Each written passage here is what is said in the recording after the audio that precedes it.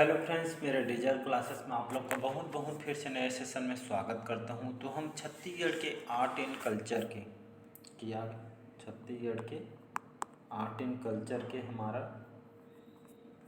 11वां या 12वां पार्ट है। सिलेबस थोड़ा बहुत बड़ा है। Chhattisgarh art and culture, Chhath कला और संस्कृति के बारे में जितने फेस्टिवल है, जनजातियों के बारे में मिक्स टाइप के क्वेश्चन है। थोड़ा चैप्टर बड़ा है, 2-3 पार्ट और आएगा तो कंप्लीट हो जाएगा यहाँ पे मेरे से तरफ से। फिर नए सिलेबस में जो भी रहेगा उसको हम स्टार्ट करेंगे। तो छत्तीसगढ़ के अभी एक तक 181 क्वेश्चन मैं कवर करा चुका हूँ। हम 182 क्वेश्चन से स्टार्ट करेंगे। पहले बार है तो चैनल को सब्सक्राइब करके रख लीजिए ताकि नोटिफिकेशन आप तक यहाँ पे पहुँच पाए। तो क्वेश्चन स्टार्ट करते हैं। छत्तीसगढ़ के जो प्रसिद्ध जो कलाकार हैं झितरू राम, छत्तीसगढ़ के प्रसिद्ध कलाकार हैं जिनका नाम है झितरू राम, किस कला शिल्प में दक्ष हैं? मतलब ये आपके स्पेशलिस्ट हैं कौन से क्षेत्र में, कौन से कला के लिए? काष्ठ शिल्प, धातु शिल्प, मिट्टी शिल्प या आपका लौह शिल्प में कौन से जो शिल्प में आपका झितरू राम जी कौन से कला में प्रसिद्ध हैं? तो इसका जो करेक्ट आंसर हो जाएगा काष्ठ शिल्प के लिए।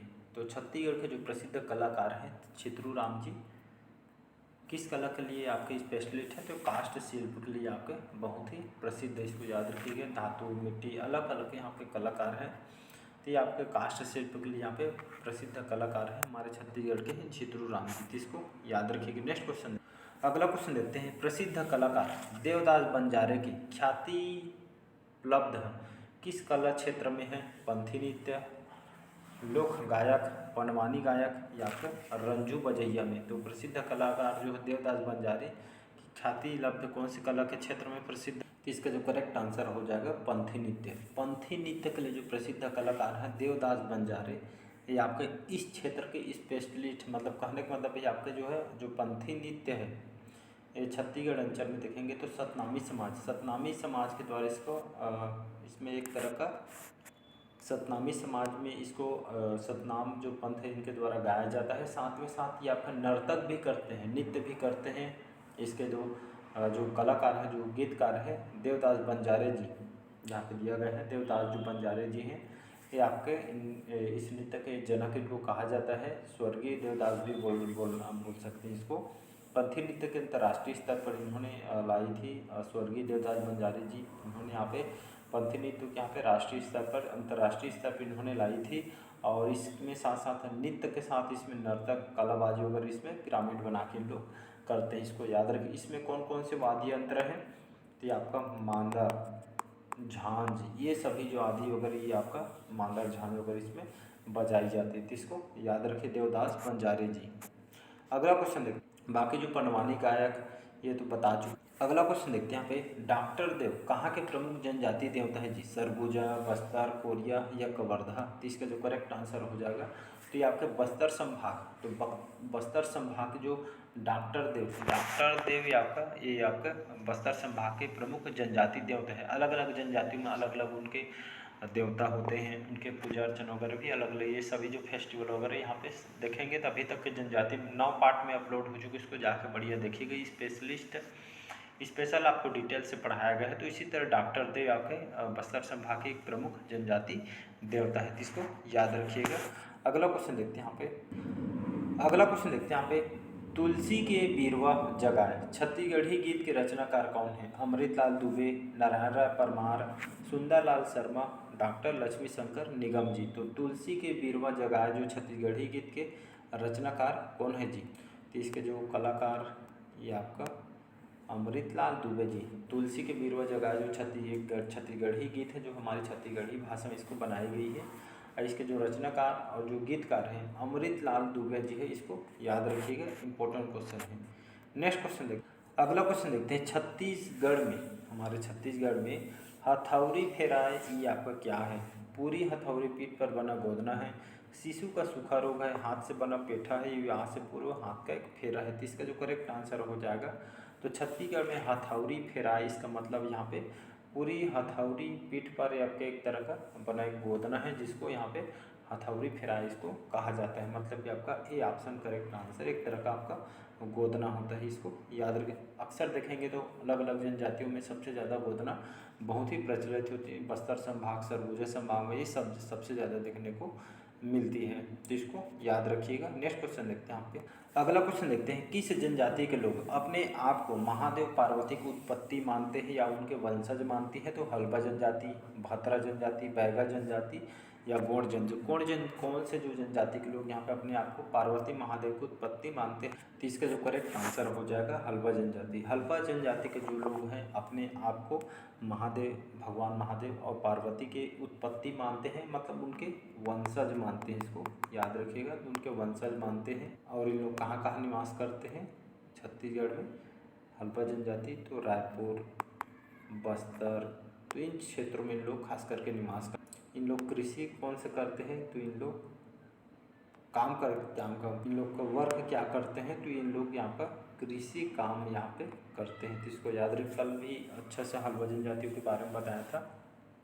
तो इन लोग जो है खास करके भगवान महादेव पार्वती के हम उनके वंशज हैं या उनकी उत्पत्ति है, ऐसा करके लोग कहना है। तो आपका हल्बा जनजाति, इसको याद रखिएगा। अगला क्वेश्चन देखते हैं यहाँ पे। अगला क्वेश्चन देखते हैं यहाँ पे, निम्नलिखित में से कौन जो है छत्तीसगढ़ी नाटक से संबंधित नहीं है? मतलब छत्तीसगढ़ी नाटक में ये आपका सम्मिलित नहीं है।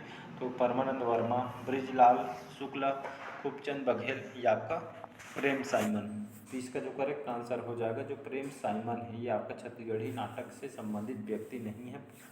परमानंद वर्मा, बृजलाल शुक्ला, खूबचंद बघेल, ये सभी के नाम हम पढ़ चुके हैं। बाकी ये आपका जो प्रेम साइमन है अभी तक के हम नहीं पढ़े हैं और ना ही ये छत्तीसगढ़ी नाटक से संबंधित है, जिसको याद रखिएगा। नेक्स्ट क्वेश्चन देखते हैं यहाँ पे। अगला क्वेश्चन देखते हैं, परब नृत्य किस जनजाति का प्रसिद्ध नृत्य है? मुड़िया जनजाति, दोरला जनजाति, धुरवा जनजाति या उरांव जनजाति। तो इसका जो करेक्ट आंसर हो जाएगा धुरवा जनजाति। धुरवा जनजाति इन लोग ही आपका परब नृत्य करते हैं और बहुत ही आपका प्रसिद्ध है, तो इसको याद रखिएगा। अगला क्वेश्चन देखते हैं यहाँ पे। अगला क्वेश्चन देखते हैं, लोक नृत्य है दोरला किस जनजाति का पारंपरिक नृत्य है? कोरकू जनजाति, माड़िया, दोरला या बैगा। तो इसका जो करेक्ट आंसर हो जाएगा अभी जस्ट बताया दोरला जनजाति। तो लोक नृत्य दोरला है आपका किस जनजाति का पारंपरिक नृत्य है? तो ये आपका दोरला जनजाति के आपका पारंपरिक नृत्य है, इसको याद रखिएगा। जैसे आपका भातरा नाट हो गया, परब लोक नृत्य, ये सभी जो है अलग यहाँ पे जनजाति में अलग अलग यहाँ पे देखने को मिलती है। अगला क्वेश्चन देखते हैं, छत्तीसगढ़ में मामा, भांजा या भांजी को कब चांदी या कांसे के कटोरे में दूध भात खिलाया जाता है? बच्चे का पहला दांत ऊपरी जबड़े से निकलने पर, जन्म से ही बच्चे के दांत आने पर, बच्चे के मुंडन क्रिया के समय या बच्चे के नामकरण के समय। तो इसका जो करेक्ट आंसर हो जाएगा ये सभी घर में देखने को मिलेगा।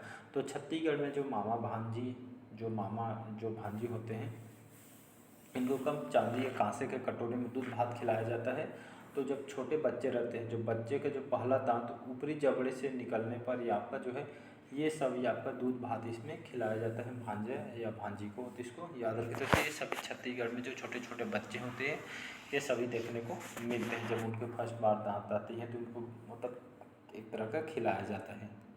अगला क्वेश्चन देखते हैं, बस्तर संभाग में कौन सा जो पर्व मुख्य रूप से जगदलपुर प्रक्षेत्र में विशेष लोकप्रिय है? लक्ष्मी जगार, अमूस तिहार, चरू यात्रा या आपका गोंचा पर्व। तो गोंचा पूर्व जो पर्व है आपके बस्तर के जगदलपुर में बहुत फेमस है गोंचा पर्व। ये आपका गोंचा पर्व माड़िया जनजाति, कौन सी जनजाति? माड़िया जनजाति के द्वारा ये आपका बहुत ही मनाया जाता है, बहुत ही प्रसिद्ध है बस्तर जगदलपुर में। और बस्तर अंचल में इसको कौन से महीना? आषाढ़ के महीना में इसको मनाया जाता है। जैसे मेघनाथ पर्व गोंड जनजाति फागुन के महीना में, सरहुल त्यौहार उरांव जनजाति के द्वारा चैत्र महीना में फिर आपके फूल आने पे किया जाता है। इसी तरह माटी त्यौहार जो कि गोंड जनजाति पृथ्वी देवी की इसमें पूजा की जाती है, बस्तर संभाग में बहुत फेमस है। जैसे आपका धेरसा पर्व कोरवा जनजाति कृषि के दौरान इसका आयोजन करते हैं। ये आपका लक्ष्मी जागर पथरा, ये आपका भातरा हल्बा जनजाति में प्रसिद्ध है। तीज के समय इसका आयोजन किया जाता है भाद्रपद में। इसको याद रखिए, तो क्वेश्चन कहीं से भी उठा सकता है। अगला क्वेश्चन देखते हैं यहाँ पे, जनजातियों का जो सर्वाधिक प्रसिद्ध लोक नृत्य कौन सा है? कर्मा नृत्य, पंथी नृत्य, सुवा नृत्य, देवार नृत्य। तो कौन सा जो नृत्य है जो जनजातियों का सर्वाधिक प्रसिद्ध लोक नृत्य, मतलब फेमस नृत्य है। तो यहाँ पे 4 ऑप्शन दिए हैं, कौन सा हो सकता है जी?